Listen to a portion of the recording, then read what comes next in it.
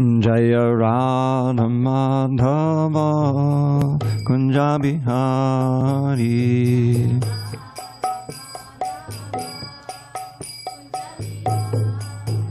Jaya Radha Madhava Kunja Bihari.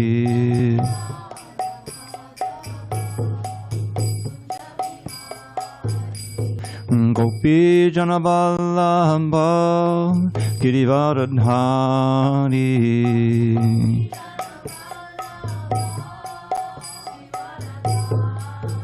Jaya Gopi Jana Vallabha Girivaradhari.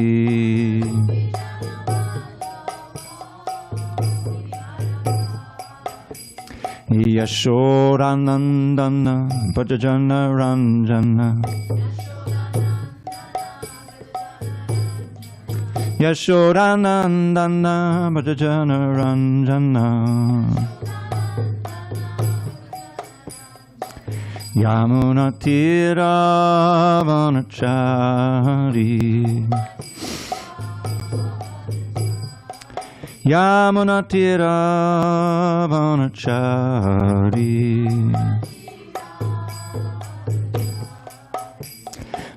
Hare Krishna, Hare Krishna, Krishna Krishna, Hare Hare, Hare Rama, Hare Rama, Rama Rama, Hare Hare.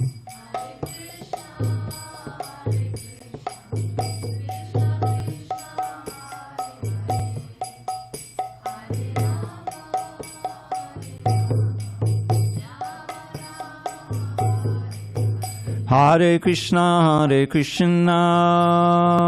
Krishna Krishna, Hare Hare, Hare Rama, Rama Rama, Hare Hare, Hare Krishna, Krishna Krishna, Hare.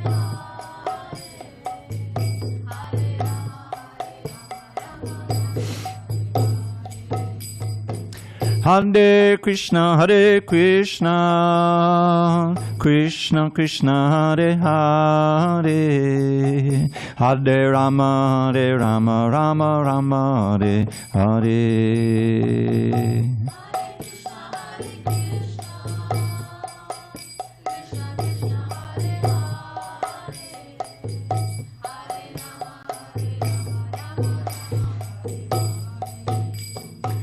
Jaya Radha Madhava Kunja Bihari.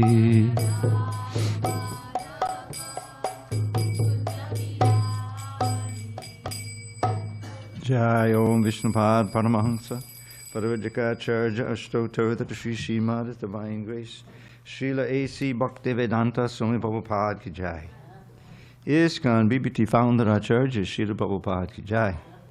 Jai Om Vishnupad Paramahansa Paravajikacharya Ashtottara Shri Srimad Divine Grace Srila Bhakti Siddhanta Saraswati Thakur Ki Jai. Ananda Koti Vaishnavinda Ki Jai. Namacharya Srila Haridas Thakur Ki Jai. Srimad Bhagavad Gita Ki Jai. Samaveda Bhaktavinda Ki Jai. All glories to the assembled devotees. All glories to the assembled devotees. All glories to the assembled devotees. All glories to Shri Guru and Gauranga.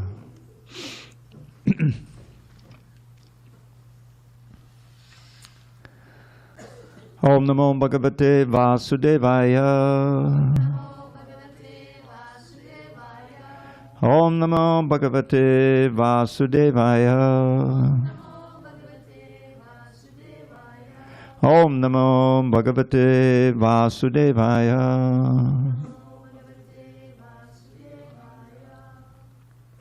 Okay. So on this 18th day of March, 2025 in San Diego, we're reading from Srimad Bhagavad Gita as it is, translation and commentary by His Divine Grace, A.C. Bhaktivedanta Swami Prabhupada. We are on page 81 in chapter 2, entitled Contents of the Gita Summarized. Text number 16. Okay.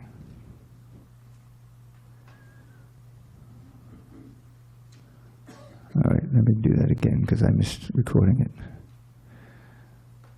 Okay, on this March 21st, 2025 in San Diego, reading from Srimad Bhagavad Gita as it is, translation and commentary by His Divine Grace A.C. Bhaktivedanta Swami Prabhupada, in Chapter 2, Contents of the Gita summarized, text 16, page 81. Nasato vidyate bhavo na bhavo vidyate sataha ubayor api drishtontas tu anayos tattvadarshibihi nasato vidyate bhavo na bhavo vidyate sataha ubayor api drishtontas Tvanayos tattvadarshibihi nasato vidyate bhavo na bhavo vidyate sataha ubayor api drishtontas Tvanayos tattvadarshibihi nasato vidyate bhavo na bhavo vidyate sataha ubayor api drishtontas tvanayos tattvadarshibihi. Go ahead, Mahima. Nasato vidyate bhavo na bhavo vidyate sataha ubayor api drishtontas tvanayos tattvadarshibihi nasato vidyate bhavo na bhavo vidyate sataha ubayor api drishtontas tvanayos tattvadarshibihi. Go ahead, Asha. Nasato vidyate bhavo na bhavo vidyate sataha ubayor api drishtontas tvanayos tattvadarshibihi. No, I didn't know if you wanted to chant. You want to try? You're out of practice. Okay. Anyone online? Okay. Na, never, asataha, of the non-existent, vidyate, there is, bhavaha, endurance. Na, never, abhavaha, changing quality, vidyate, there is, sataha, of the eternal. Ubayoho, of the two, api, verily, drishtaha, observed, antaha, conclusion, two, indeed, anayoho, of them, tattva, of the truth, darshibihi, by the seers. Translation. Krishna says to Arjuna, those who are seers of the truth have concluded that of the non-existent, the material body, there is no endurance, and of the eternal, the soul, there is no change. Thus they have concluded, by studying the nature of both. Purport. There is no endurance of the changing body. That the body is changing at every moment by the actions and reactions of the different cells is admitted by modern medical science. And thus growth and old age are taking place in the body. But the spirit soul exists permanently, remaining the same despite all changes of the body and the mind. That is the difference between matter and spirit. By nature, the body is ever changing, and the soul is eternal.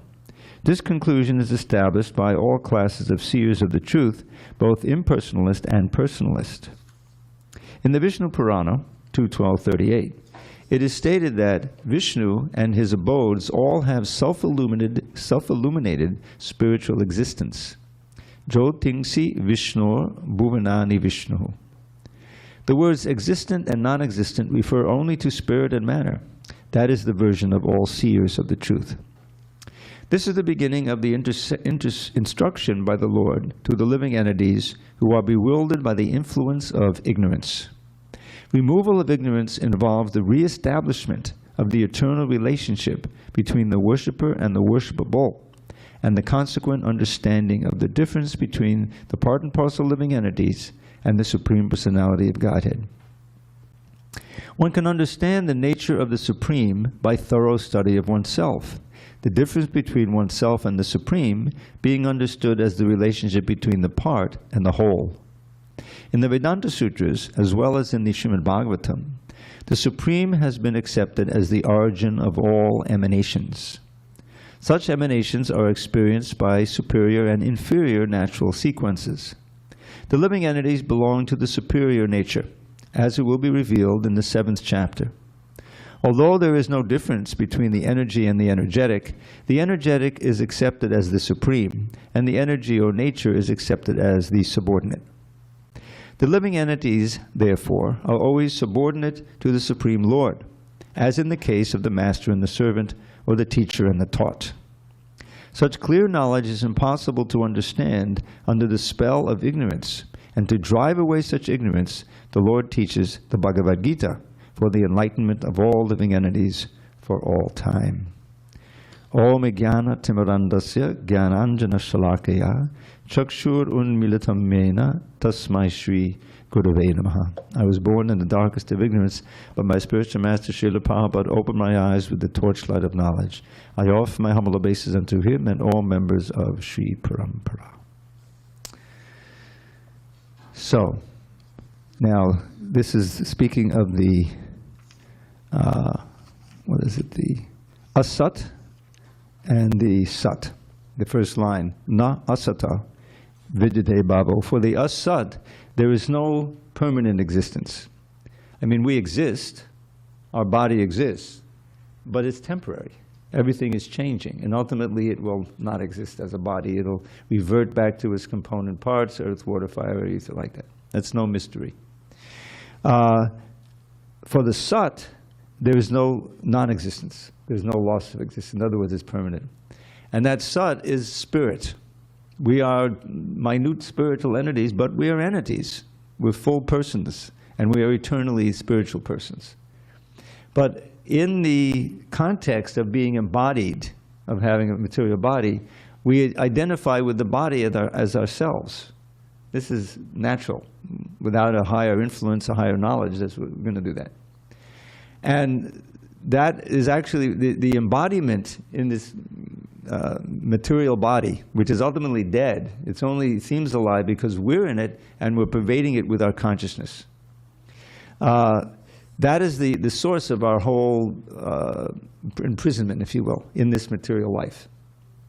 And when we take up or we become interested or a little bit interested in a spiritual life, one of the things that comes up is, well, what's the point? Why be interested? I remember when I got involved in yoga, and it was basically a physical thing.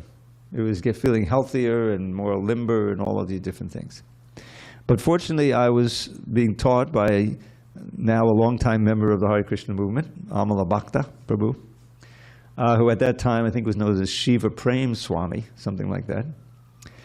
And he also included some bhakti hints. The first mantra I ever learned about Krishna was from him. And some of you who have been initiated will recognize the mantra. Om apavitrova sarvavastam gatopiya yaksmaret pundarik daksham sarvabhyayan tarachushi. I may have missed a few words there. So what he's saying there, what it said is that whether one is impure or pure, for one who remembers Pundarikaksha. Pundarikaksha is a name for Krishna. Pundarika is one of the 30 words, I looked in the dictionary, I'm an editor. This is the Sanskrit dictionary, for lotus. Lotus is a very popular flower. Pundarika is one of the words. And Aksha means eyes, the lotus-eyed Lord. It doesn't mean that his eyes look like lotuses, but they look like the petals of a lotus. That's the idea. So one who remembers him becomes purified internally and externally. I had no idea what it meant. But I learned it anyway, and I was chanting it in the subway on the way to New York. I was in Long Island. I was studying in New York. So that was interesting. Anyway, it's a long story. Eventually, Amala Bhakta, I quit his ashram and joined the Hare Krishnas after a year or so. And eventually, he also quit and came and followed me to L.A. And I was about 75. I had joined in 73. This was 75. And I think it was that year that he showed up. And I said, oh, I know this guy. He's got an ashram in New York. He's come to steal our bhaktas. So I told Danavir. Danavir was the acharya for making bhaktas. He wrote a whole book called Fortunate Souls. Very nice. He's still with us in Kansas City.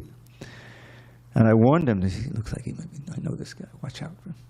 But it turns out that he had given up his whole position as one of the leading teachers in his organization. He had become disillusioned with his own teacher, and he was ready to, and he had gone to see. At that time, we had this big temple in New York at 55th Street. Maybe if you read the Lilamrita, you read about it. It was amazing. It was 11 stories high.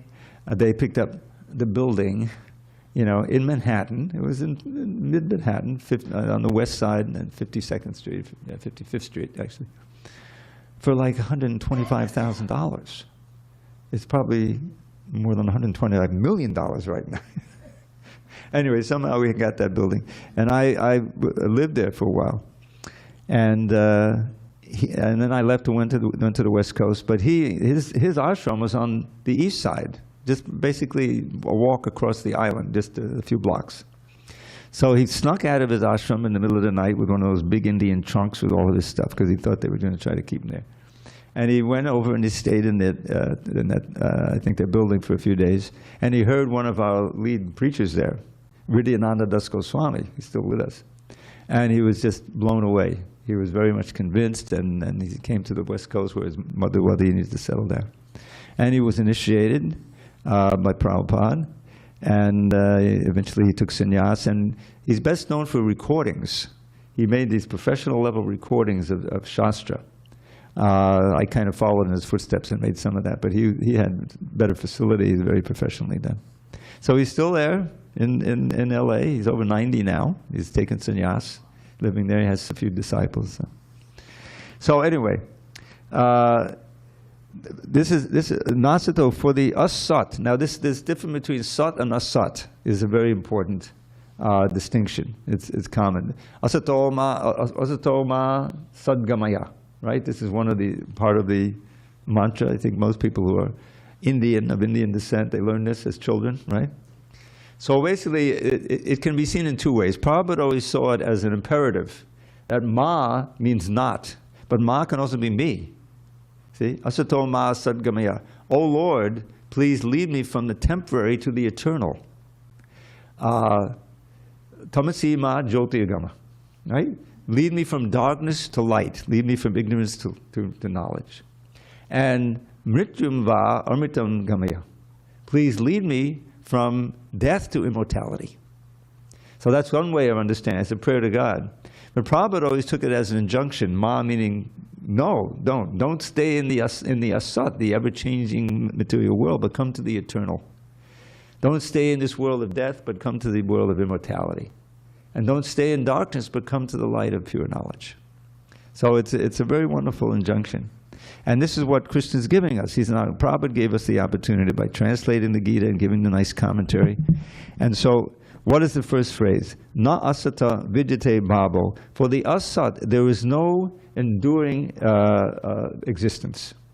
Asat means change, constantly changing. And just think of this world. It's constantly changing. The climate is certainly changing, right? And our bodies are certainly changing. And everything is changing. Slow or fast, it's changing. And ultimately, we'll leave the body, and the body will change and become, disintegrate completely. But we won't, because we're sat, ultimately. We're eternal souls. We will take another body, according to the laws of transmigration, which mean according to our activities, according to the consciousness that we have formed, and according to our deeds, what we have done, the karma. This is the law of karma. Did you want to see the deities? Then you have to come back at 8:15. That's the next darshan, okay? You're welcome to stay in the patio, or we're here. You're like, so, Krishna is saying something very clear. There's no endurance for the asat, and there's no end for the sat. And this, the wise, the tattvadarshi, those who have seen the truth, they have declared this. Now, why is that important for us? Because if we stay in the consciousness of the asat, the ever-changing material energy, then we're going to suffer. They've enumerated the sufferings. The four famous ones: birth, and I like to put them in order: birth, old age, disease, and death. Birth, old age, disease, and death. Krishna says in the 13th chapter, there's a wonderful list of elements of knowledge that we should try to cultivate. And one of them is janma, mrityu, jara, vyadi, dukkha, doshanu, darshanam. Now, he doesn't have them in order there, but we'll go with that order for now.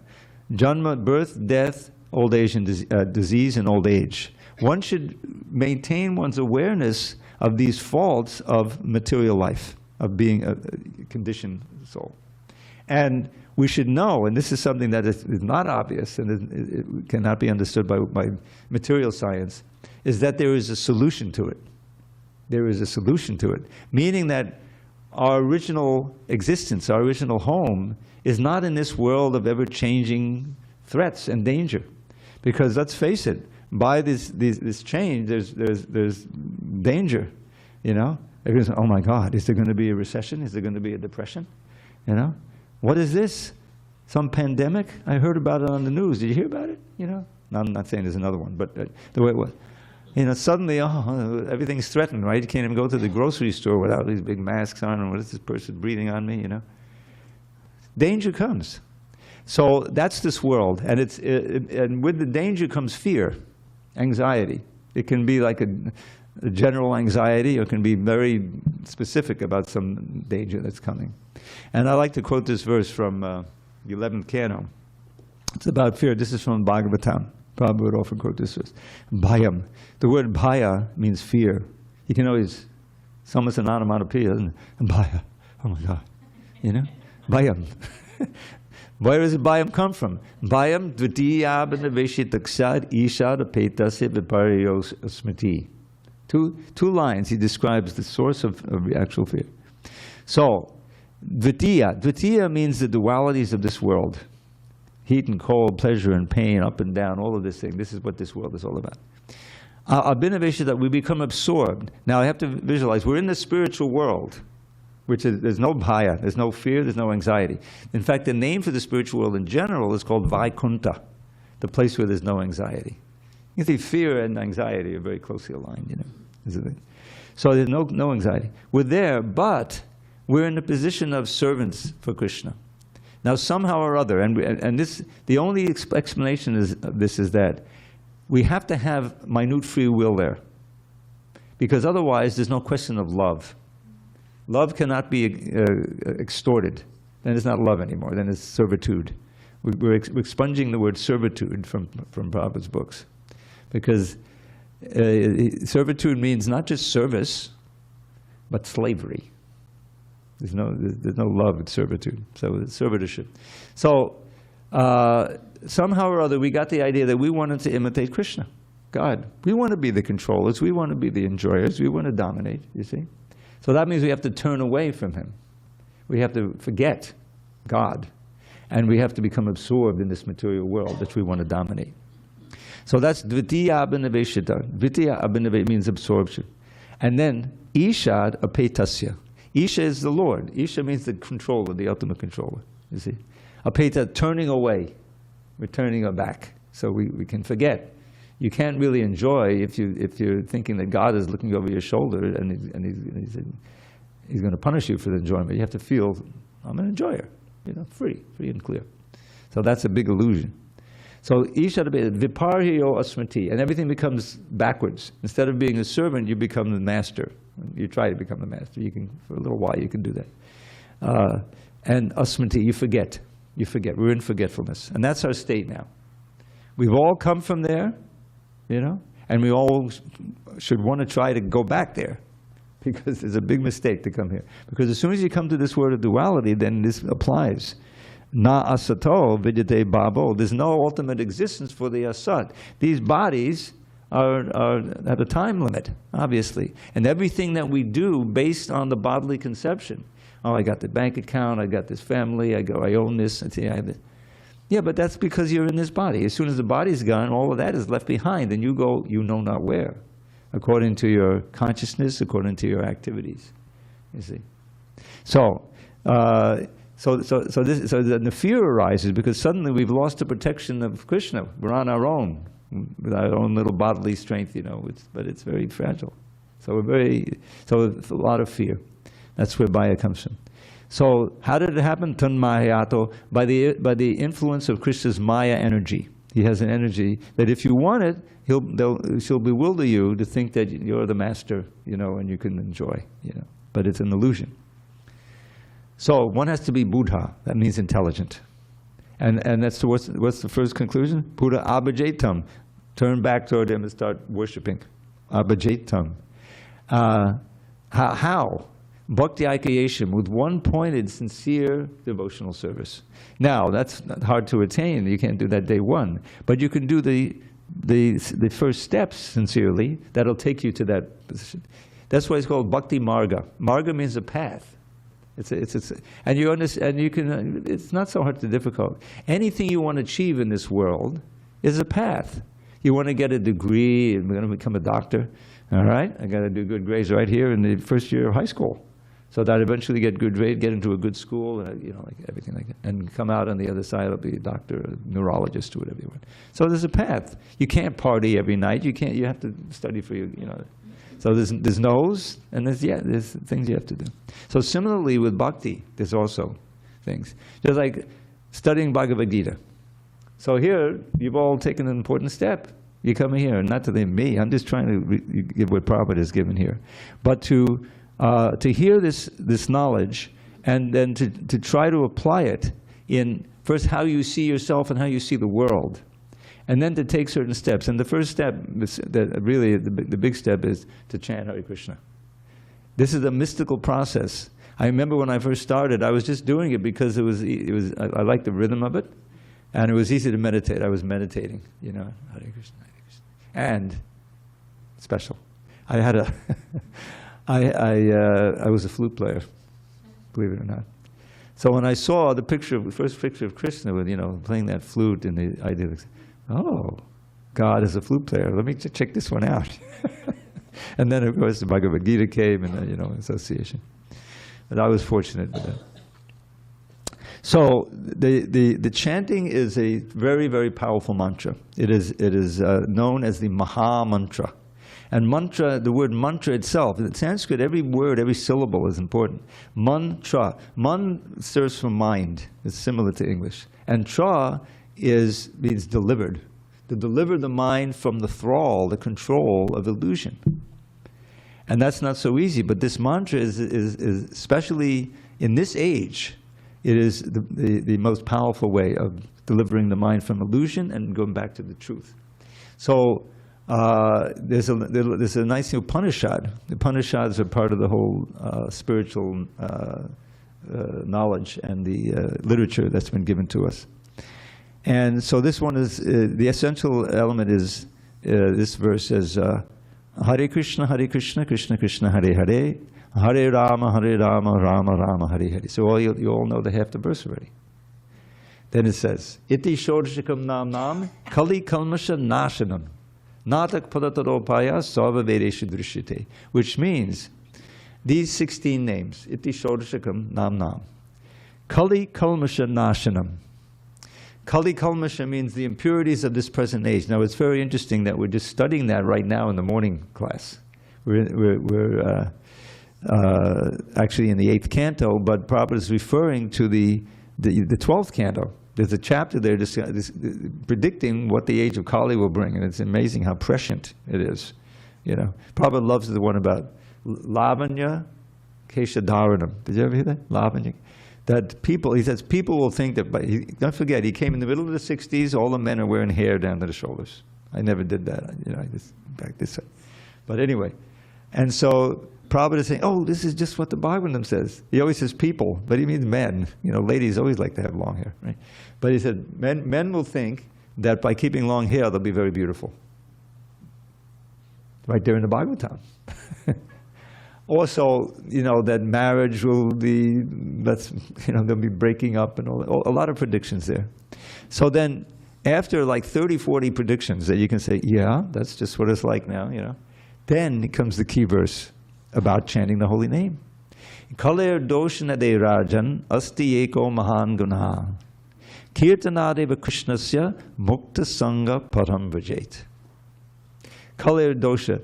Kaler means Kali Yuga, the present Yuga. Dosha nidhe. Dosha means faults, and nidhe means ocean. It's an ocean of faults. Does anyone want to argue with that? But there's one special quality. Kalidosh nidhe rajan asti eko mahadguna, very great quality. Kirtanadeva krishnasya. Just by chanting the name of Krishna, and it's understood the best is the Hare Krishna mantra. There's other mantras you can chant, but that's the best, most effective. Mukta sangha param vrajet. Now each word is important. Mukta means freedom, liberation from sangha. Sangha means your attraction and attachment to the material world. Because everything we do, welcome. Hare Krishna. Would you like to participate in the class? It's a class now until 8:15. But then there's darshan and kirtan. We'll come back there. Okay. So, mukta sangha. Now, each word is important. Sangha is the word practically in English now. Satsanga, right? Or the famous satsang. Sangha means association. Now, it means coming together. Actually, the coming together is sangha. When you have a group of people doing sangha, then it's a sangha. I don't know if you know that. But mukta sangha. Sangha can also mean what happens in association. That is, you get attracted. That's the whole principle of advertising. You know, they've got 10 seconds or 5 seconds or 8 seconds of your attachment as you're driving down the road as a big billboard, you know, and somehow they want to attract you to come to Las Vegas and gamble, you know. So they'll have probably a beautiful woman involved, you know, and everything, whatever, you know what advertising does, to try to inject some desire in your mind. So then you may think of a million different things, but the next time you have an opportunity, you want to buy a car, you say, hey, maybe I'll get a Tesla. No, I'm not going to get a Tesla. They're going to put swastika on it and burn it up. Okay. Right? I'm just reporting the news.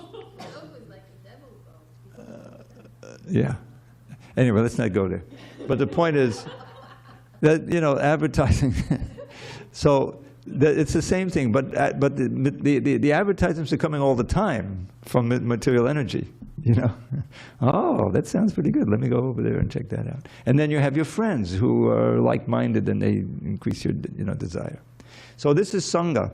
So all the things we're attracted to in this world, things that we've experienced before, or that we might want to experience, those are binding us to this world. They're called knots in the heart.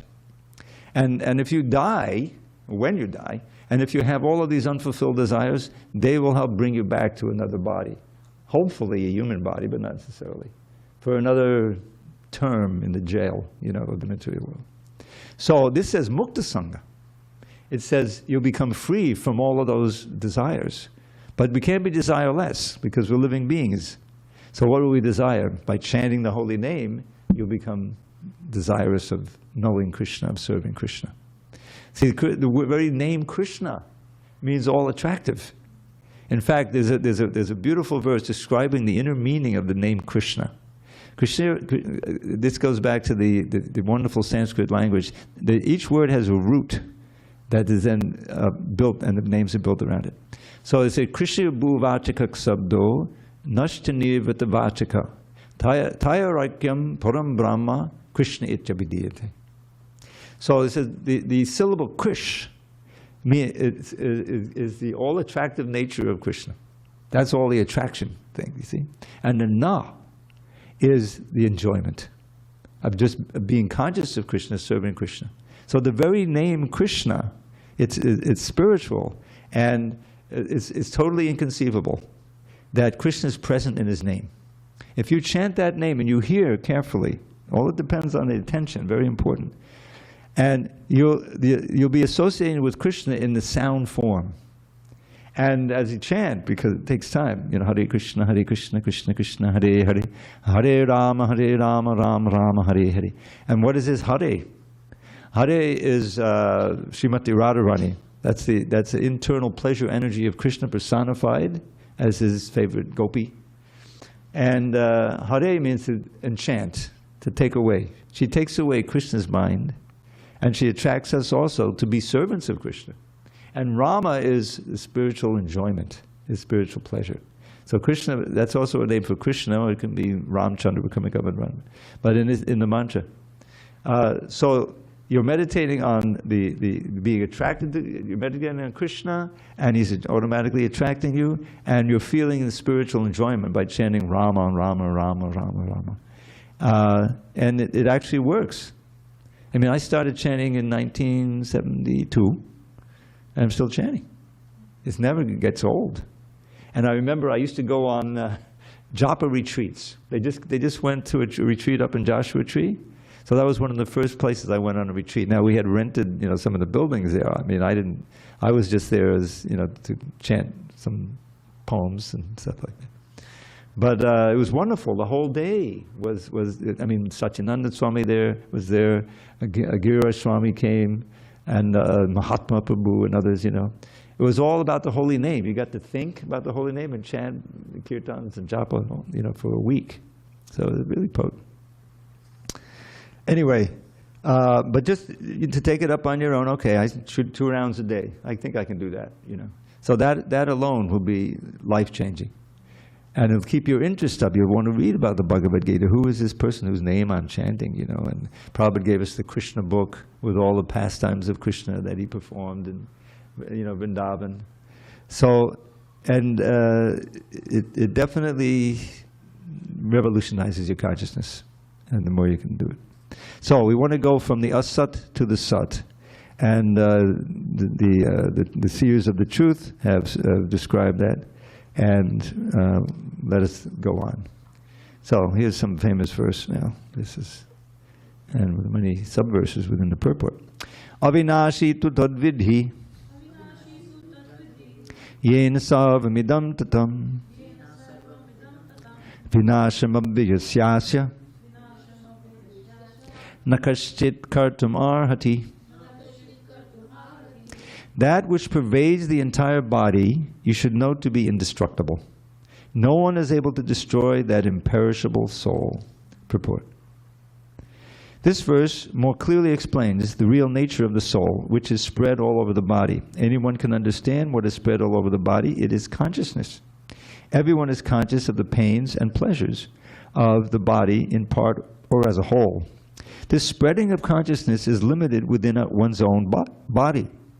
The pains and pleasures of one body are unknown to another. Therefore, each and every body is the embodiment of an individual soul, and the symptom of the soul's presence is perceived as individual consciousness. This soul is described as 1/10,000th part of the upper portion of the hair point in size. Can you get the heat? I think we're warm enough. The Shvetashvatara Upanishad 5.9 confirms this. Balagra shatabhagasya shatada kalpitasya cha bhago jiva sabhigyeya sachanantyaya kalpite. When the upper point of a hair is divided into 100 parts, and again each of such parts is further divided into 100 parts, each such part is the measurement of the dimension of the spirit soul. Now I'll tell you, when I first read this, being a kind of a doubter by chance, my name was Thomas, Dunning Thomas. Yeah, okay, the tip of a hair. But I knew, and it's obvious, that blonde hair is much thinner than black hair. So the point is going to be much bigger on the black hair. So how do we get it? So I never really solved that. I don't think I need to, hopefully, to go back to Godhead. The idea is it's microscopic. It's atomic. It's very, very, very tiny. All right, let's go on. There are innumerable particles. Did I do that one? I didn't read that. Okay. Keshagra shatabhaga shatangsha sadrishatmakaham jiva sukshma swarupoyam sankyatito hichitkana. There are innumerable particles of spiritual atoms, which are measured as 1/10,000th part of the upper portion of the hair. Therefore, the individual particle of spirit soul is a spiritual atom, smaller than the material atoms, and such atoms are innumerable. This very small spiritual spark is the basic principle of the material body, and the influence of such a spiritual spark is spread all over the body as the influence of the active principle of some medicine spreads throughout the body. This current of the spirit soul is felt all over the body as consciousness, and that is the proof of the presence of the soul. Any layman can understand that the material body minus consciousness is a dead body, and this consciousness cannot be revived in the body by any means of material administration. Therefore, consciousness is not due to any amount of material combination, but to the spirit soul. In the Mundaka Upanishad 3.1.9, the measurement of the atomic spirit soul is further explained.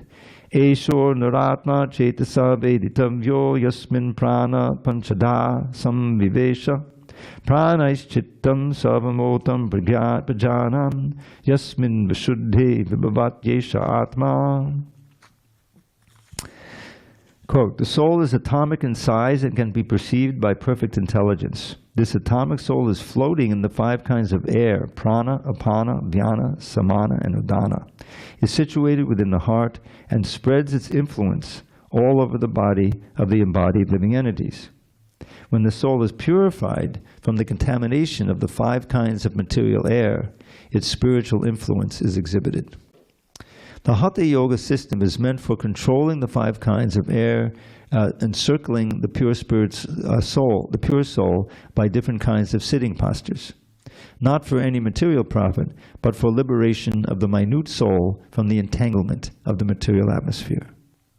So the constitution of the atomic soul is admitted in all Vedic literatures, and it is also actually felt in the practical experience of any sane man. And same women also. Only the insane man can think of the atomic soul as all-pervading Vishnu Tattva. The influence of the atomic soul can be spread all over a particular body. According to the Mundaka Upanishad, this atomic soul is situated in the heart of every living entity. And because the measurement of the atomic soul is beyond the power of appreciation of the material scientists, some of them assert foolishly that there is no soul.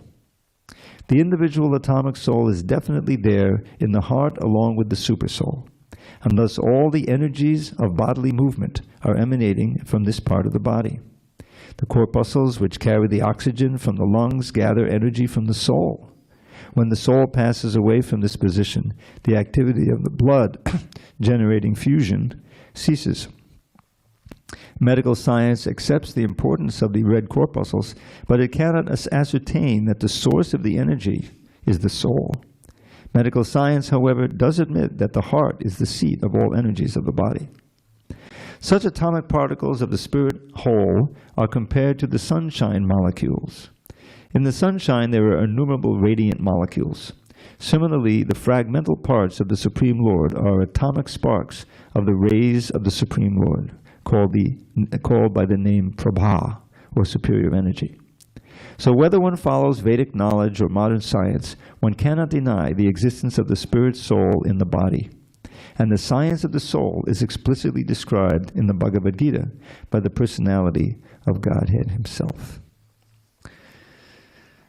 So one of the incalculably valuable assets that we have is the instruction of a realized soul, self-realized soul, in the form of Srila Prabhupada in these purports. And we should always remember that these purports are also informed by a previous commentator, Prabhupada. That's why he dedicated his book to Baladev Vidyabhushan.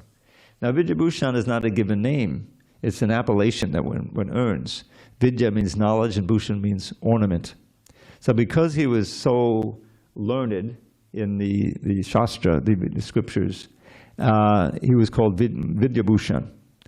And he was the prime disciple of Vishwanath Chakravarti Thakur. And an interesting happened.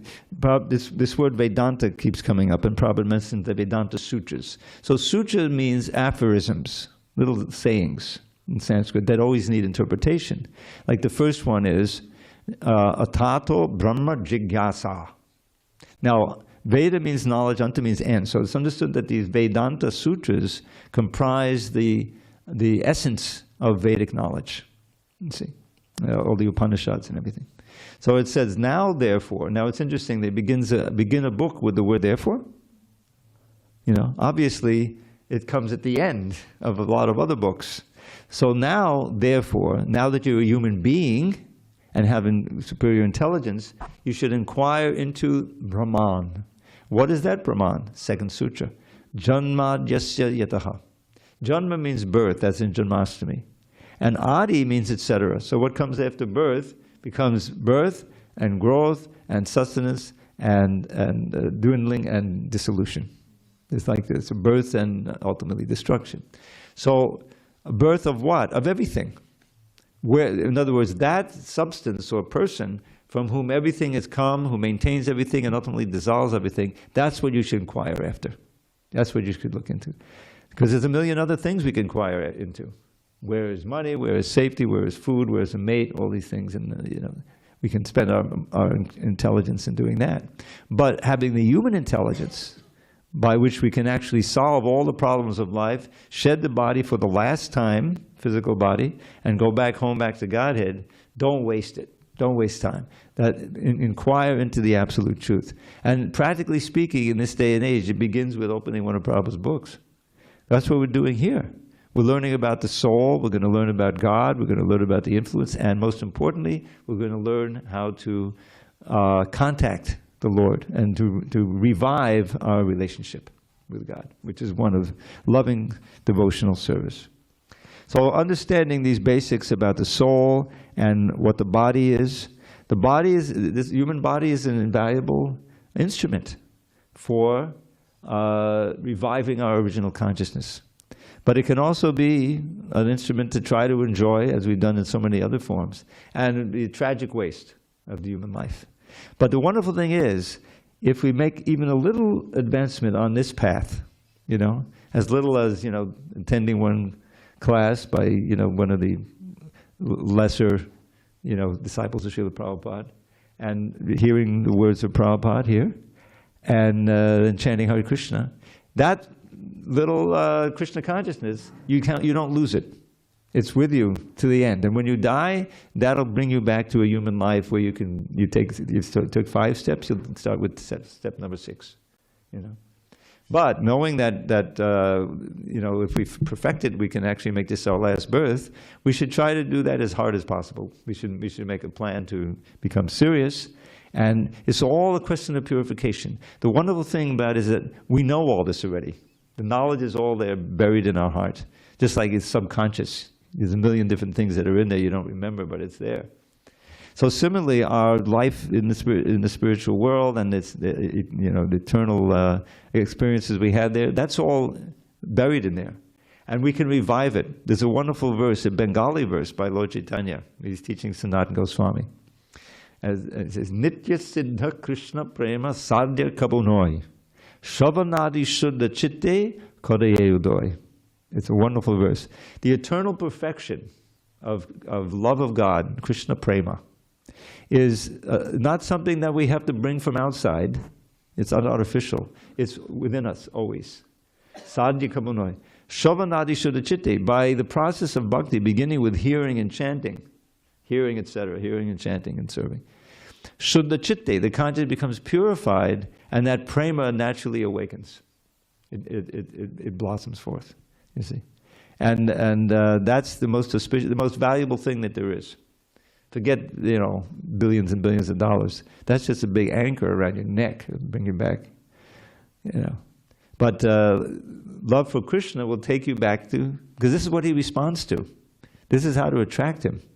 When you read, if you read Krishna book and you read about the pastimes of Krishna in Vrindavan, in the Boma Vrindavan, I mean the area that he advented on in Vrindavan, India now, you see that it's all just a varieties of exchanges of love. That he's kind of the great master of organizing that. I always think of the Kaliya pastime where he allows himself to be captured by this big multi-headed snake. It's almost like a dragon, you know, in the ocean, in the lake within the river Kalindi or Yamuna. And he's just a young boy, you know, delicate. And here's this monstrous snake. It's got him in, you know, one of his coils wrapped. And all of the residents of Vrindavan, all the cows, everyone comes to the bank. Oh, they're so taken. Krishna's, you know, Mother Yashoda wants to go in. They have to stop her. She faints, you know. And it's just, everyone is, so he didn't break out. He just stayed there for like a couple of hours until everyone was practically on the point of death, you know, just because they loved him so much. And then he starts expanding his body. And the snake has to loosen up, and he jumps up and he starts dancing on all of the heads of the snake. And the Gandharvas, you know, are playing, the flowers have been coming down. And all the residents of Vrindavan, oh, what a relief, you know. And then when he comes out, everyone's embracing him, you know. So he engineered that, you know, by intense love and, you know, the fear and the anxiety of the loved one is in danger, and then, oh, he's out of danger, you know. So this is Krishna's, you know, his maestro in doing that. But in the material world, it's a perverted reflection, and we really do get cut up by the snake, and we get so many dangers, and then we, you know, we're a poor imitation of Krishna. Let's put it that way. All right, one more verse. 18, right? Andamanta himedeha nityasyokta sharirinaha anashino prameyasya tasmad yudhyasva bharata. The material body of the indestructible, immeasurable, and eternal living entity is sure to come to an end. Therefore fight, O descendant of Bharata. Purport. The material body is perishable by nature.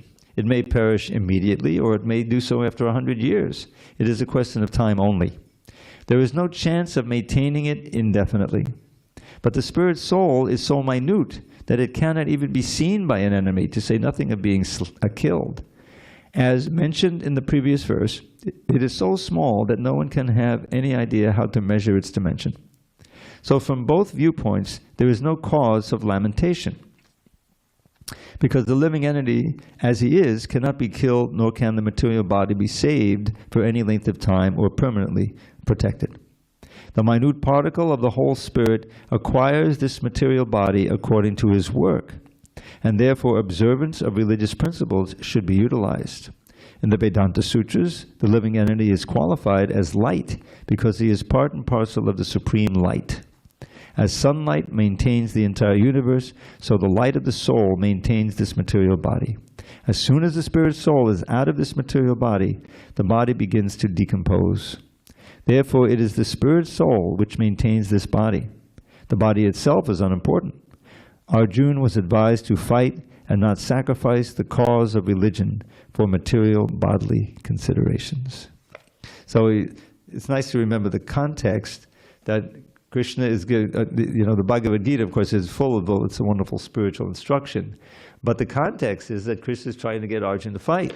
Why doesn't he want to fight? He's a famous warrior in so many battles, but this one he doesn't want to fight. Because on the other side, he sees his beloved grandfather figure, you know, who took a role as a grandfather, helped raise him, and his beloved teacher, martial arts teacher, and so many relatives and friends on the other side. It's kind of an internecine battle. What to speak of on his own side? So he's thinking, who cares about this kingdom? You know, even if I win, the spoils will be tainted and soaked with the blood of the people I love. So forget it. I'm going to go off to the forest and just be a mendicant, you know. But he's not suited to that, so he's paralyzed. And Govinda shall not fight. He puts his sword, is not his sword, but his bow and arrow down, and he sits down dejected on the cart, you know. So then, after he surrenders to Krishna as a disciple, and Krishna starts speaking now as a guru, then so then the relationship changes, and now he's getting all of this invaluable information and instruction, beginning with all of this about the soul. And this is a foundational part of this Bhagavatam, this chapter, like 30 verses here, about the nature of the soul and the importance of as I say, living as souls rather than just as bodies, because it's so easy to fall into the bodily identification. The age, the color, the gender, all of these different things. If that's all our only concern, or that's our major meditation, then we're on what we call the bodily concept of life, which was Arjuna's whole problem. He was thinking of his body relations as most important, and rather than Krishna's desire and the point of the battle, which was to reinstitute real dharma in the world, in the person of his elder brother Yudhishthira. So this is a foundational, and then the next chapter will talk about what to do, karma yoga activities in that consciousness. You know, it's all very scientific. So it's almost time for the kirtan, but we can't leave you without some kind of poem. So let's see. Here's an old favorite. Madodam madodam vapadasya vibho madodam madodam vadanam madodam madogandhi mridu smitametadaho madodam madodam madodam madodam. So madodam means sweet. So this is Bilvamangal Thakur, a great poet of the ages 1,000 years ago. And he's writing sweet. He can't see. He's blind, but he sees Krishna all the time with his spiritual eyes. So he's saying, "Sweet, sweet is my dear Lord's form. Sweet is still his face so fair. But his honey-scented gentle smile is sweet beyond compare." So that's the way he's experiencing Krishna, and we can have that boon too. So you're all invited tomorrow, same time, same station, and we'll continue. All glories to Srila Prabhupada. Hari Hari Bol.